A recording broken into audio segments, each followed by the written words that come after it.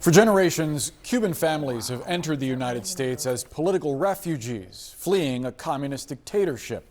But now, under President Trump's immigration crackdown, many have lost the status that allowed them to come to the United States and are being forced to go back to the island in shackles. CNN was the first international TV network allowed to see how deportees are being processed in Cuba. CNN's Patrick Ottman has this exclusive report.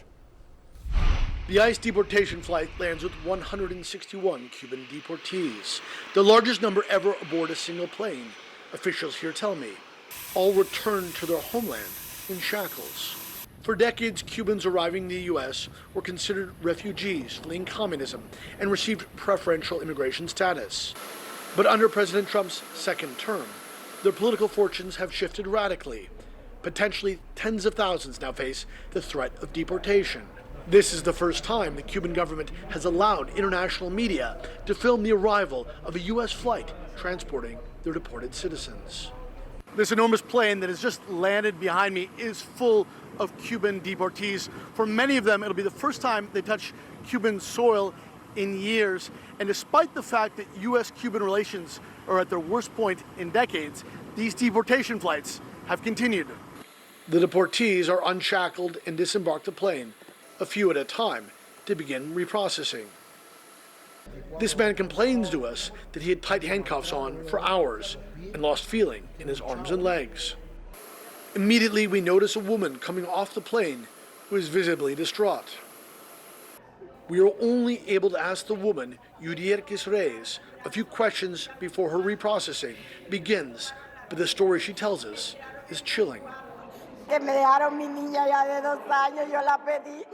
left behind my 2-year-old daughter. I lost her, she tells me, referring to ICE officials. They told me the girl was American and could not leave the country. According to Reyes, she was arrested in June during a routine check-in with ICE in Nebraska, where she was living with her U.S.-born daughter. Reyes says she then spent more than 3 months in detention centers. She was being deported, she said ICE officials told her, for having pleaded no contest to a second-degree assault charge in 2023, for which Reyes was placed on probation and served no jail time. In a statement to CNN, the Department of Homeland Security called Reyes a, quote, criminal illegal alien and child abuser, although court records don't show any such conviction. Reyes faced a child abuse no-injury charge as her infant daughter was in the house during the 2023 assault incident.